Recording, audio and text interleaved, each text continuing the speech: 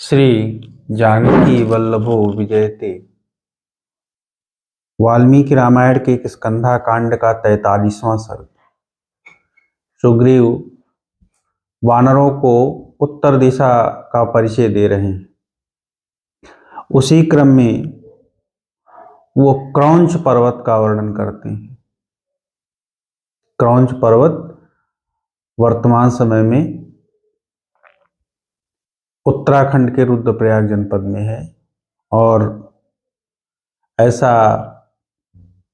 ऐसी कथा प्राप्त होती है कि शिवपुत्र कार्तिकेय ने यहाँ पे तपस्या की थी और उन्होंने अपनी शक्ति का प्रयोग इस पर्वत पर किया था, जिससे इसमें एक कंदरा निर्मित हो गई थी। यह पर्वत मैनाक का पुत्र माना जाता है। तो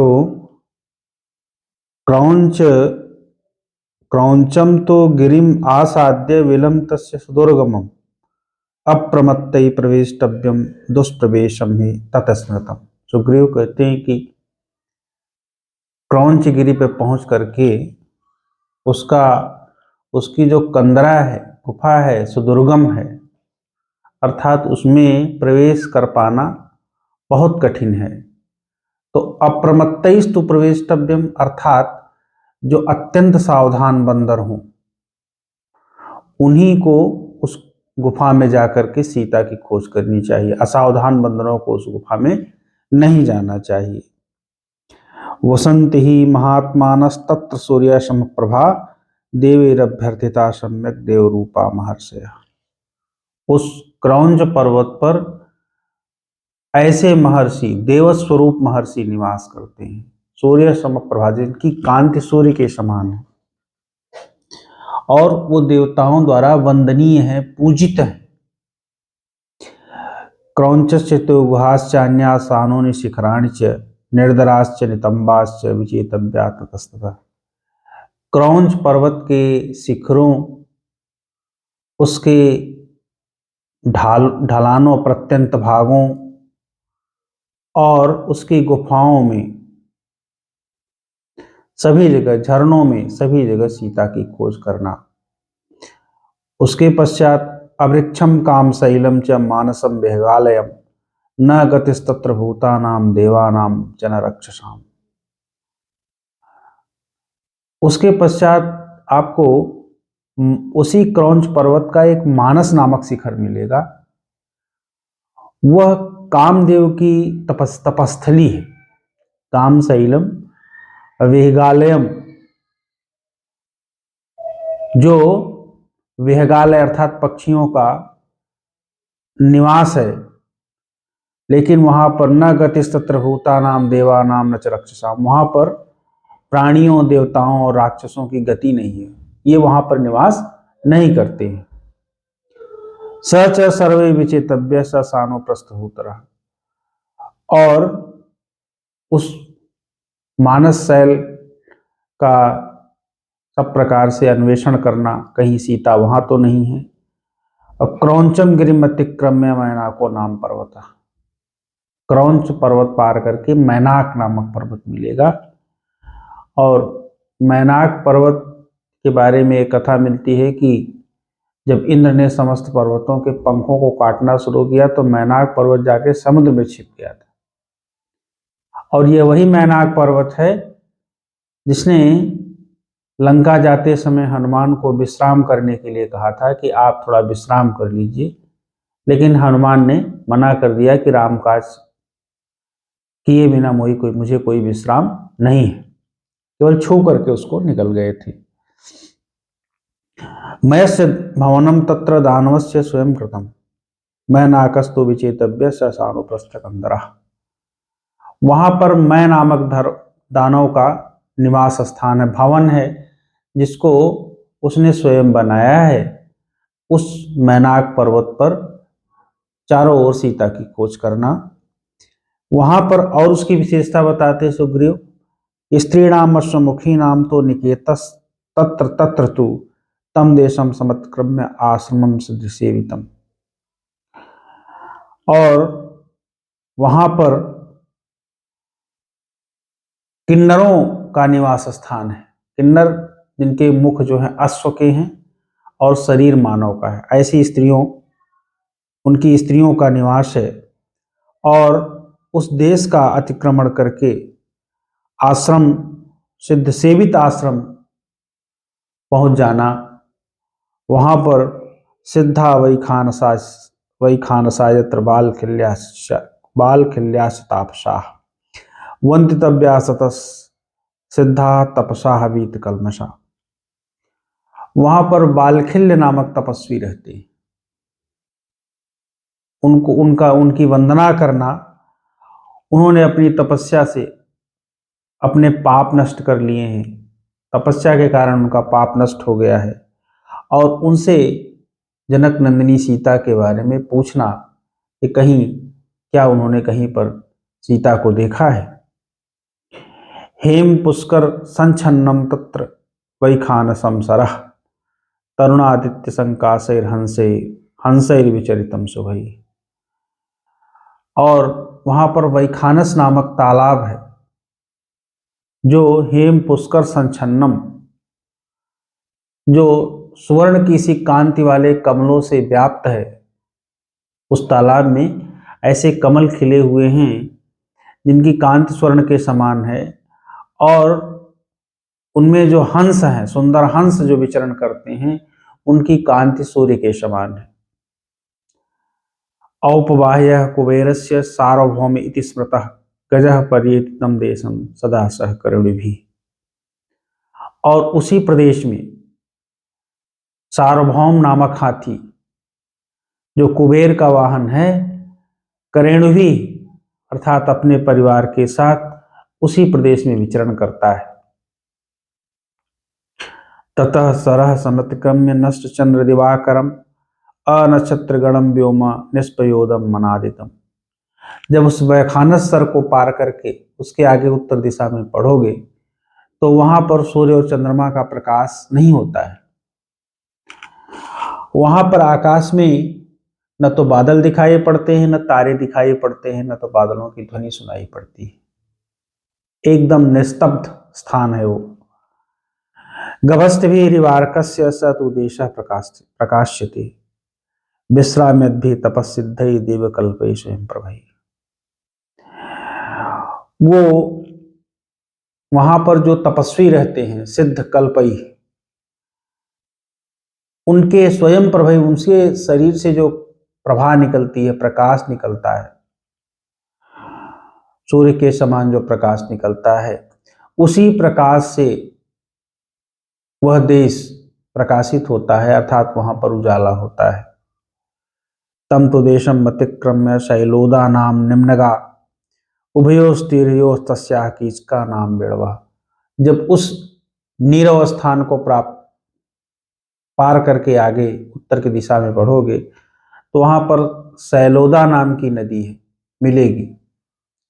सैलोदा नाम की नदी की यह विशेषता है कि उसके दोनों किनारों पर बांस उगे हुए हैं, और वो बांस जो है पानी के ऊपर लटके हुए हैं, और उन्हीं बांसों के ऊपर से होकर के तपस्वी आते जाते हैं, उस नदी को पार करते हैं।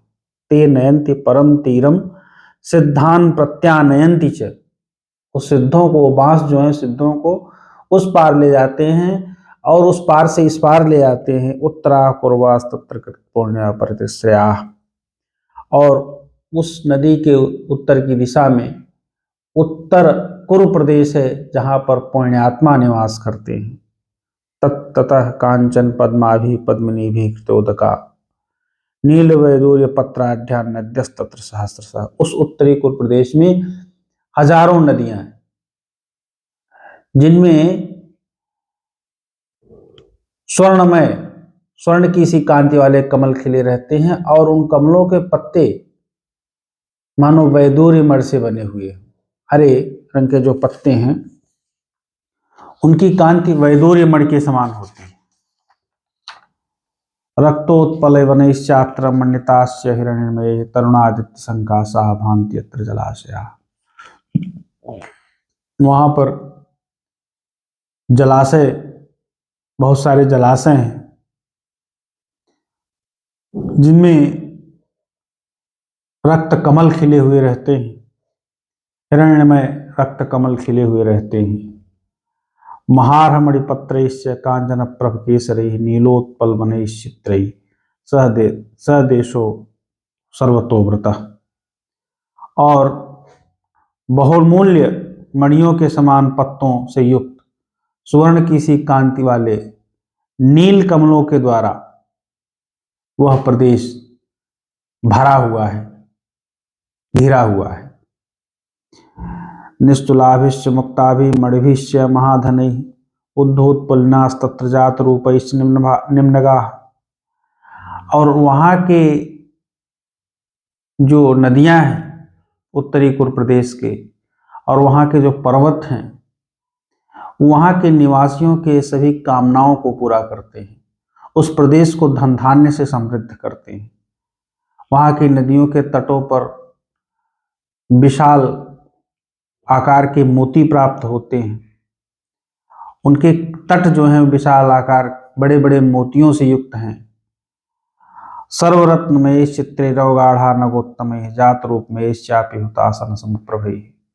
और उनके पर्वत, उत्तरी कुरु प्रदेश के पर्वत सभी रत्नों से युक्त हैं और जात रूप में चापी हुतासन समुप्रभे। वो पर्वत की कांति जो है स्वर्ण की कांति के समान है। नित्य पुष्प फलास्तत्र नगाः पत्रथाकुलाः दिव्य गंध संस्पर्शाः सर्व कामान स्रवंती च। वो वहां पर जो पर्वत हैं, वो उस पर्वतों पर जो वृक्ष हैं उसमें हमेशा फल लगे रहते और वे दिव्य गंधों और दिव्य स्पर्श प्रदान करते हैं। और इतना ही नहीं, वो जो वहां पर वृक्ष हैं वो मनचाही वस्तुओं को, मनवांछित वस्तुओं को भी प्रदान करते हैं, प्राणियों की मनोकामनाओं को पूरा करते हैं। नाना काराणि वसांसि फलन्त्यन्यो नगोत्तमा मुक्ता वैदूर्य चित्ताणि भूषणानि तथैव च स्त्रीणाम यानि अनुरूपाणि पुरुषाणाम तथैव च। वहाँ उत्तरी कुरु प्रदेश के जो स्त्री पुरुष हैं उनके लिए उपयुक्त वस्त्र और आभूषण और अन्य वस्तुएं फलन्ति नगोत्तमा, वहाँ पर जो श्रेष्ठ पर्वत हैं वो प्रदान कर देते हैं, उनको देते, मतलब स्वर्ग जैसा है वो प्रदेश। एक जैसे स्वर्ग में कामना से करने से ही वस्तुएं प्राप्त हो जाती हैं, उसी तरह से उत्तरी कुरु प्रदेश में कामना करने से वहाँ के पर्वत और वहाँ के वृक्ष वस्तुओं को प्रदान कर देते हैं। सर्वर्तो सुख से ज्ञानी फलन्त्यन्य नगोत्तमा। वहाँ पर जो वृक्ष हैं सभी ऋतुओं में सुखपूर्वक सेवन करने योग्य फल प्रदान करते हैं। महार मणिचित्राणी फलन्त्यन्य नगोत्तमा। और दूसरे वृक्ष जो हैं वो बहुमूल्य मणियों के समान विचित्र फल उत्पन्न करते हैं। सैनानी प्रसूयन्ते चित्रास्त्रणवन्ति च मनः कांतानि माल्यानि फलन्ति अत्रापरे द्रुमा। यहाँ पर दूसरे कुछ जो वृक्ष हैं वो सुंदर बिछौनों से युक्त आसन प्रदान करते हैं और मन को सुंदर लगने वाली मालाएं प्रदान करते हैं। पानानि च महारहाणि भक्षाणि विविधानि च।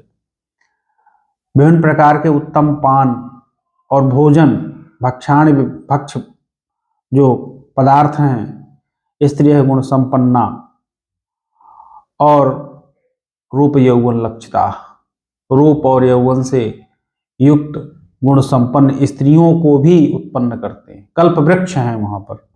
गंधर्वा किन्नरा सिद्धा नागा विद्याधरास्तथा रमन्ते सत्यम तत्र नारी भी भास्वर प्रभा। वहां पर सूर्य के समान तेजस्वी गंधर्व, किन्नर, सिद्ध, नाग और विद्याधर हमेशा विचरण करते हैं, विहार करते रहते हैं। उत्तरी कुरु प्रदेश में सर्वे सुकृत कर्माणा सर्वे ऋतपरायणा सर्वे कामार्थसहिता वसंत सह योषिता। और वे सभी पुण्य कर्म करने वाले हैं और सभी रतिपरायण हैं और सभी लोग कामार्थ सहिता, अर्थ और काम से संपन्न है, अर्थात उनके पास सुख के सभी साधन हैं। ऐसे वहां पर किन्नर, गंधर्व, सिद्ध, नाग और विद्याधर रहते हैं।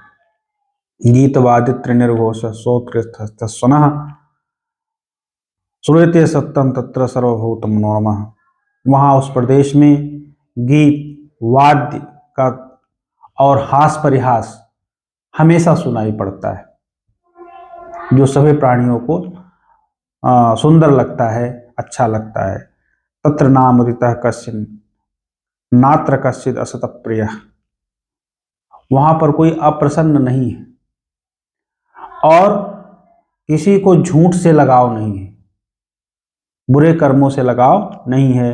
अहन यहन वर्धन्ते गुणास्तत्र मनोरमा। वहां रहने से प्रतिदिन सद्गुणों की वृद्धि होती है। समत्क्रम्य तम देशम उत्तर पैशाम निधि तत्र सोमगिरिम नाम मध्य हेमयो महान। उस देश को पार करके उत्तर का समुद्र आपको मिलेगा और उसी समुद्र में सोमगिरी नाम का पर्वत है। और उस सोमगिरी की विशेषता हम अगले भाग में कहेंगे। धन्यवाद।